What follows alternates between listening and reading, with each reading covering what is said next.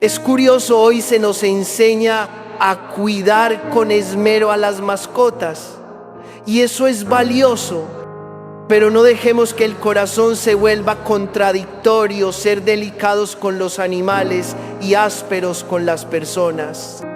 Quien está frente a nosotros es un misterio santo, una tierra sagrada a la que debemos entrar con reverencia, como Moisés, que se descalzó ante la zarza ardiente. Por eso necesitamos custodiar la boca para que ninguna palabra hiera, custodiar los ojos y el rostro para evitar miradas y gestos que rebajan al otro, y custodiar las manos para tocar al prójimo solo con sostén y no con amenaza. La vida enseña que una palabra impulsiva puede arruinar todo un día, pero una disculpa sincera puede salvar una relación. La gracia de Dios suele colarse en esos lugares humildes para sanar. Queridos hermanos y hermanas, al estar ante el Señor y la comunidad reunida aquí, en el corazón del pastor vuelve a despertar una inquietud que no se apaga. La humanidad de hoy lleva una herida profunda, una fiebre prolongada de ira e intolerancia. Con nuestros propios ojos lo hemos visto y con nuestros oídos lo hemos escuchado en las historias de las familias, en los lugares de trabajo, en las calles y hasta en las frías líneas de las redes sociales. Ninguno de nosotros es inmune a esa enfermedad. En algún momento, todos nos hemos perdido a nosotros mismos. Hemos permitido que nuestras palabras y acciones hieran al otro, dejándolo asfixiado y con el corazón cargado.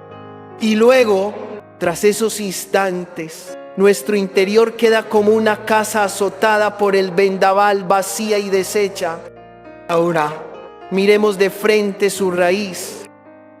Los psicólogos nos dicen que la ira suele surgir como una reacción de defensa cuando aquello que más valoramos se ve amenazado, la seguridad, el honor, los valores o los vínculos más cercanos.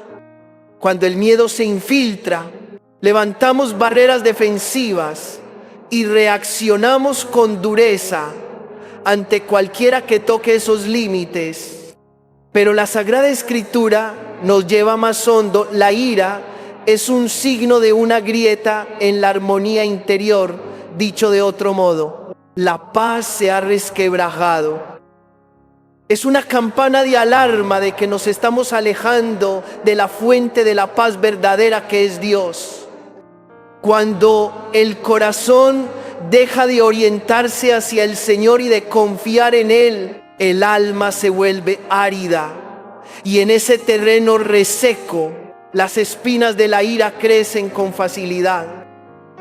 En el libro de la sabiduría y en la enseñanza bíblica aprendemos que la ira descontrolada daña ante todo a quien la lleva y se propaga como una neblina que irrita los ojos de quienes conviven alrededor. Arrebata la paz, desgasta la salud, hace que el pan pierda su sabor y la sopa su dulzura en la familia. Vuelve pesado el clima comunitario y siembra división allí donde es necesaria la cooperación. Cuando la ira se vuelve hábito, deja de ser una nube pasajera para convertirse en un cielo encapotado que lo cubre todo. Nadie se siente seguro bajo ese cielo. En un hogar donde alguien vive frunciendo el ceño, la risa se apaga. En un equipo de trabajo donde alguien estalla con facilidad, la confianza se derrumba. Y cuando la confianza se hunde, todos los ritmos del amor se traban. La palabra de Jesús nos lleva al límite de la verdad. Todo el que se enoja con su hermano será reo de juicio. Aquí el Señor habla de una persona con nombre, rostro y dignidad, creada a imagen de Dios. Lo más peligroso de la ira no está en el volumen ni en el gesto, sino en permitir que se convierta en los lentes con los que miramos al otro. Cuando la ira es la lente, el otro se vuelve adversario, la palabra cuchillo y el error, una agresión deliberada contra mí. Entonces ya no veo a un hermano delante de mí, sino a una amenaza que hay que someter. Y recordemos, Dios no condena las emociones, nos invita a convertir el modo de usarlas. Alguien dirá, enojarse es normal. Cierto, la emoción de la ira es natural, pero normal no significa dejarla suelta. Hay dos maneras de entrar en una situación: con dominio o sin control. El problema no es tener o no emociones, sino a dónde permitimos que nos lleven. Cuando perdemos el control, dejamos que el arrebato tome el volante y el auto de la vida puede herir a quienes van a nuestro lado. Otros se excusan, es que yo soy así. La fe nos enseña a decir, Señor, con tu gracia, quiero ser distinto. Nadie nace para vivir y morir en la ira. Nuestra vocación es ser transformados.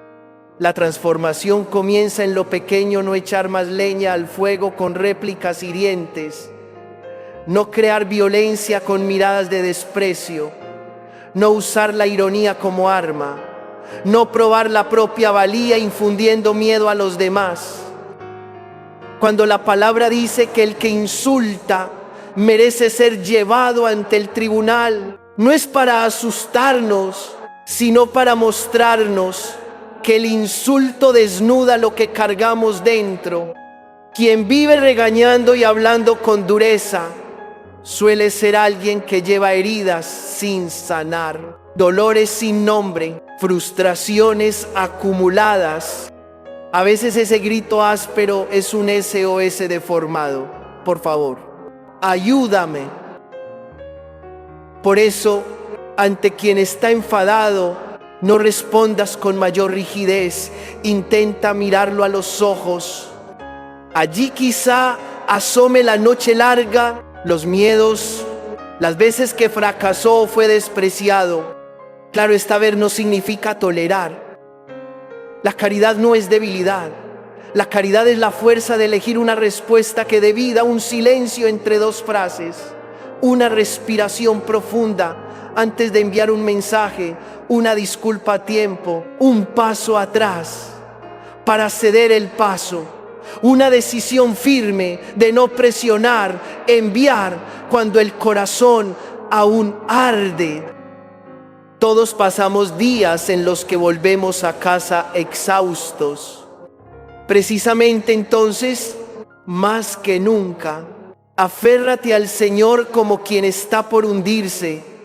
Se agarra a la cuerda de salvamento, como el peregrino en la tormenta abraza el mojón que aún se mantiene en pie. Pidamos al Señor que toque nuestra mente, nuestra palabra y nuestro corazón, para que el pensamiento se serene, la palabra se vuelva amable y el latido recobre la paz. Nadie por sí solo puede curar su propia ira, así como nadie puede sacarse del cieno tirándose del propio cabello, pero con la gracia de Dios aprendemos el arte de detenernos, escuchar, discernir y elegir lo que edifica. Igualmente, no llamemos a la ira mi carácter de siempre. Llamémosla por su nombre, una crisis de la caridad. Esa crisis nos invita a volver al cuarto secreto del alma, a recomponer la relación de oración y diálogo con Dios, a poner la cruz en el centro de la vida. Cuando el corazón es modelado por el Señor en su presencia, aquello que antes nos incendiaba pierde fuerza. Veremos al otro ya no como rival en un juego de ganar-perder, sino como hermano que debe ser custodiado. La paz no llega cuando todos hacen lo que yo quiero, sino cuando dejo que el Señor gobierne mis emociones. Si alguien pregunta, ¿por dónde empezar? He aquí un itinerario sencillo. Primer paso, tener el valor de reconocer que hemos herido a alguien. Paso siguiente, decir una disculpa concreta, sin rodeos ni excusas. Paso final, entrenarnos en una disciplina de mansedumbre, una oración breve antes de encuentros que pueden tensarse, apartar el teléfono cuando el corazón está caliente, elegir palabras que curen y no que hieran. Y cada noche poner la mano en el pecho y rezar en silencio: Jesús, manso y humilde de corazón, haz mi corazón semejante al tuyo. Queridos hermanos y hermanas, la ira no es nuestro destino, es un signo de que debemos volver, y el lugar del retorno está siempre abierto el corazón de Cristo. Oli, la ira se convierte en misericordia, la falta de tolerancia en paciencia, la aspereza en ternura. Ojalá que cada uno de nosotros, en medio de las pruebas de la familia, de la escuela, del trabajo y también del mundo digital, sepamos elegir el lado de un amor dueño de sí, para que quien nos encuentre pueda respirar hondo y decir a su lado: me siento en paz. Queridos hermanos y hermanas, después de contemplar la ira en nuestro propio corazón, ahora entremos más hondo en una verdad, aunque difícil de oír, que trae salvación. Cuando una persona está resquebrajada por dentro, suele ir por la vida buscando dónde descargar su dolor. No porque sea mala desde la raíz, sino porque el peso en su interior ya no tiene dónde caber, y la forma más torpe es poner esa carga sobre los hombros de otros. A veces, detrás de un grito o un regaño, hay un clamor silencioso: por favor, ayúdame a cargar esto. Si logramos escuchar ese clamor, nuestro corazón será menos rápido para condenar y sabrá encontrar una respuesta que no aumente las heridas de nadie. Con todo, la verdad permanece ahí como un hito firme. Ofender y pisotear la dignidad del otro es un acto grave. El otro no es un personaje secundario en la historia privada de cada uno, sino imagen viva de Dios, moldeada por las manos del Creador. Cada vez que nos alzamos contra un hermano, nos alzamos contra la obra de Dios. A menudo normalizamos la violencia de la palabra, topamos con alguien y descargamos para desahogarnos, como si fuese cosa corriente, pero no es así. Si nuestros ojos aprenden a reconocer en el otro el rostro de Dios, nos acercaremos a Él con respeto, con una voz amable y con gestos que saben custodiar. Es curioso, hoy se nos enseña a cuidar con esmero a las mascotas, y eso es valioso, pero no dejemos que el corazón se vuelva contradictorio, ser delicados con los animales y ásperos con las personas. Quien está frente a nosotros es un misterio santo, una tierra sagrada a la que debemos entrar con reverencia, como Moisés que se descalzó ante la zarza ardiente. Por eso necesitamos custodiar la boca, para que ninguna palabra hiera, custodiar los ojos y el rostro, para evitar miradas y gestos que rebajan al otro, y custodiar las manos para tocar al prójimo solo con sostén y no con amenaza. La vida enseña que una palabra impulsiva puede arruinar todo un día, pero una disculpa sincera puede salvar una relación. La gracia de Dios suele colarse en esos lugares humildes para sanar. Aprendamos a alejarnos de los espacios de confrontación, de esos ámbitos donde la gente es usada como saco de boxeo para descargar enojo.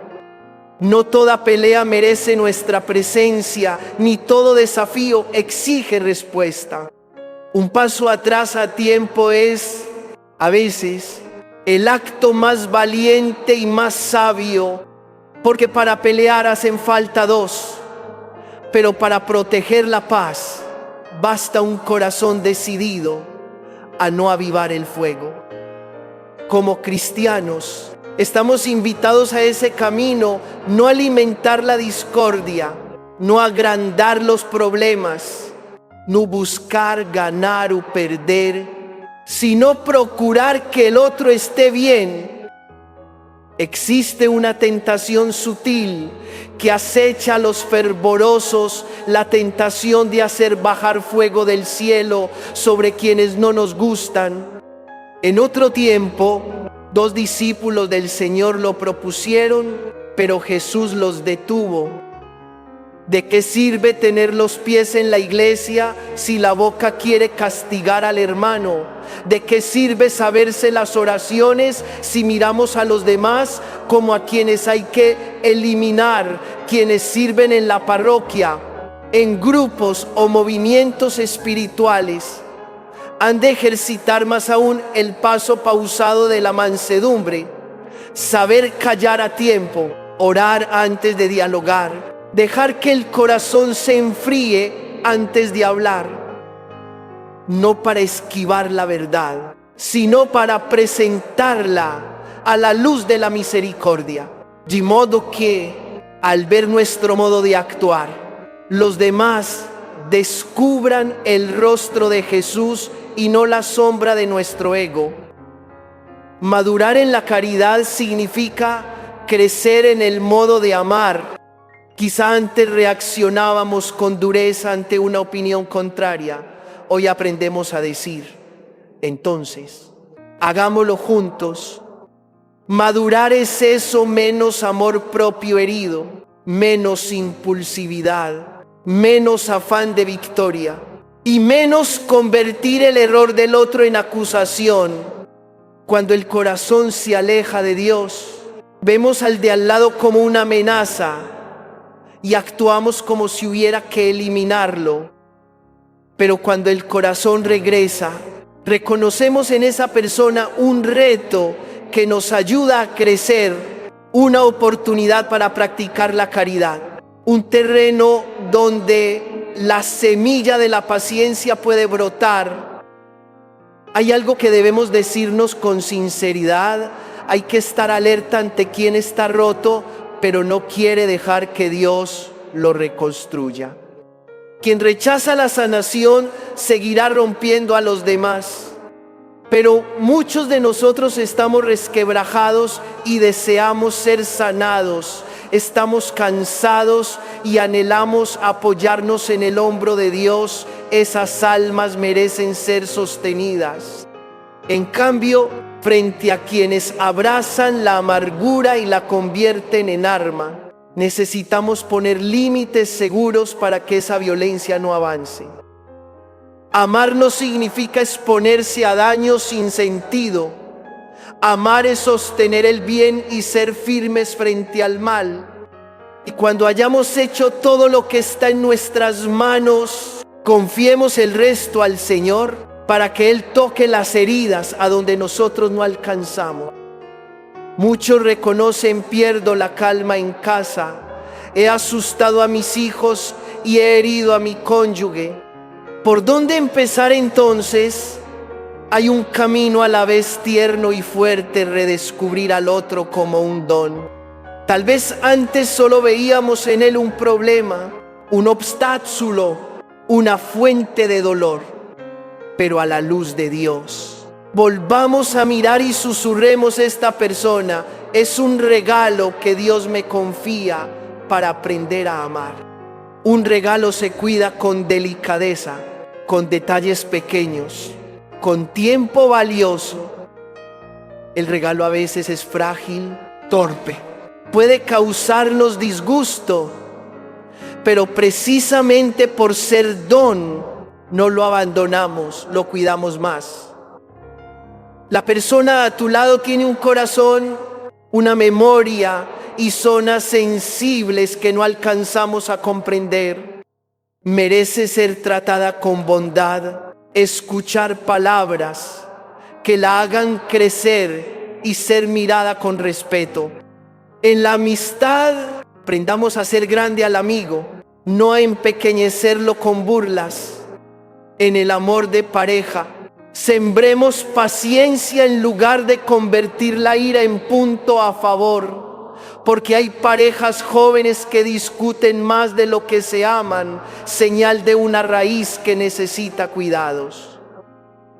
En el matrimonio, dos no permanecen juntos para hacerse sufrir, sino para sostenerse al subir cuestas. Quien sufre violencia por una ira desbordada, que se atreva a salir del peligro. La dignidad no se negocia y la paz del alma merece protección. En el hogar, cuidemos los detalles pequeños. Un gracias, un abrazo, un momento de silencio sin discusiones antes de la comida, un breve hábito de oración al final del día. Son esos detalles los que crean el clima, y el clima es la cuna de la unidad con los amigos. Respetemos las diferencias, tengamos paciencia para escuchar, no pongamos etiquetas a la ligera.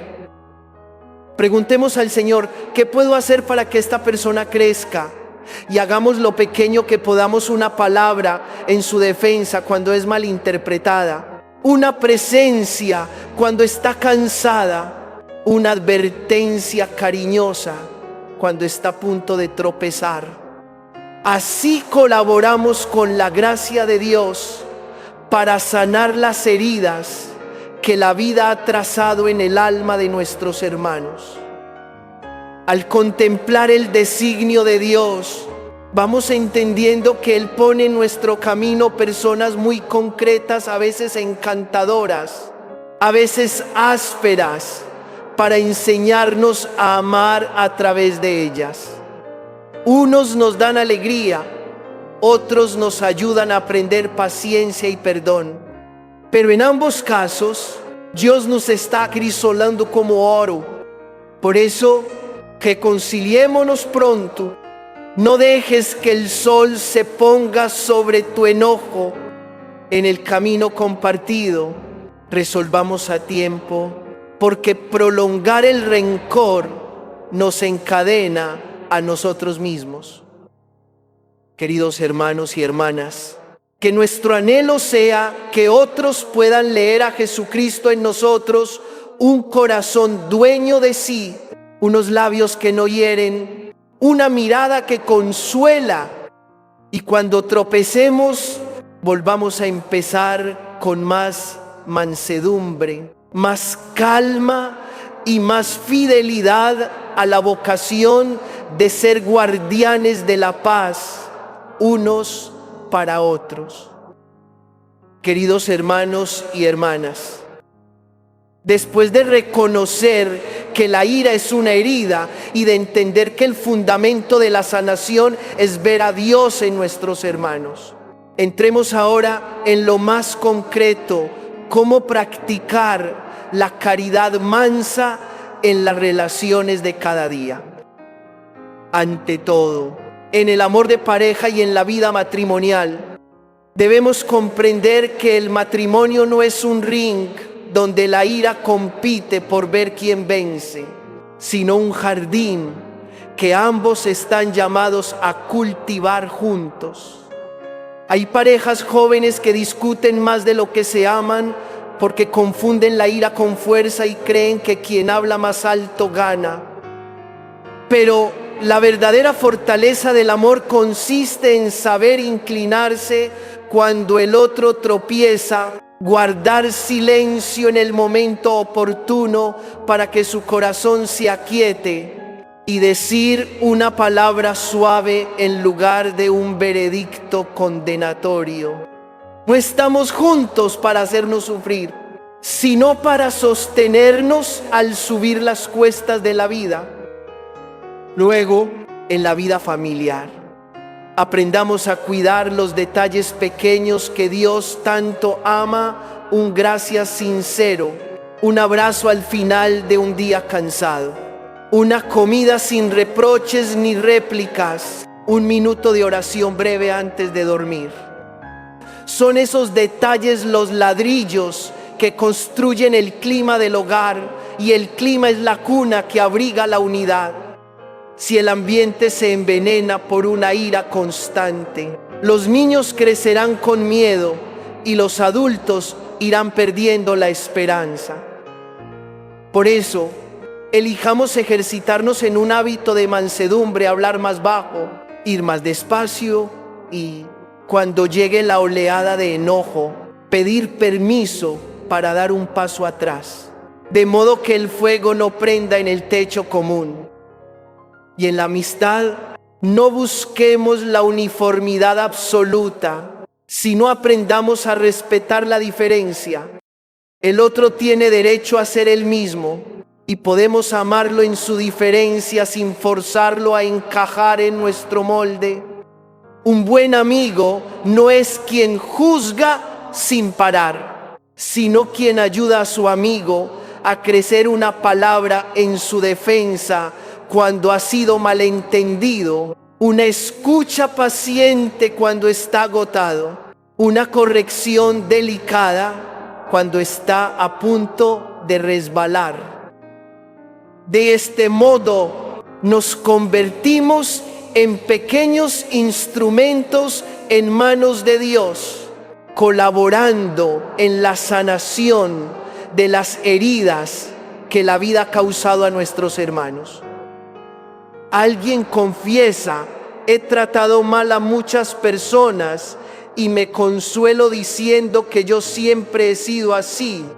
Con todo respeto, necesitamos decirnos quizá hemos sido así, pero con la gracia de Dios siempre podemos ser mejores. La vocación del cristiano es una vocación de transformación continua. Pidamos al Señor que nos haga amigos del silencio. No digamos todo lo que pensamos, no respondamos a toda provocación. Quizá en una próxima hora santa alguno de nosotros se atreva a dejar en la iglesia su yo iracundo de antes y salir con un corazón distinto, más suave, más limpio, con mayor dominio de sí. Entonces, ¿cuáles son los pasos concretos para todos? Primer paso, preguntarnos: ¿para qué me ha puesto Dios a esta persona en el camino? ¿Qué quiere enseñarme sobre el amor a través de ella? Paso siguiente, practicar la reconciliación como un respirar. Tomar la iniciativa para pedir perdón cuando nos equivocamos y tomar la iniciativa para perdonar cuando el otro falla. No dejes que el sol se ponga sobre tu enojo. Paso último, recordar que quien está a nuestro lado es una persona, es decir, tiene derecho a caer y derecho a levantarse. La gracia de Dios obra con un ritmo lento pero firme. Hoy logramos contener una palabra dura. Mañana sostenemos una mirada suave, poco a poco, como el agua que desgasta la piedra. La mansedumbre irá modelando el rostro de nuestra familia y de nuestra comunidad. Queridos hermanos y hermanas, hemos mirado la ira en nuestro corazón, en nuestras relaciones y en las prácticas de cada día. Que nuestro deseo sea que los demás puedan leer a Jesucristo en nosotros, un corazón dueño de sí, unos labios que no hieren, una mirada que consuela. Y cuando tropecemos, empecemos de nuevo con más mansedumbre, más calma y más fidelidad a la vocación de ser guardianes de la paz, los unos para los otros. Amén.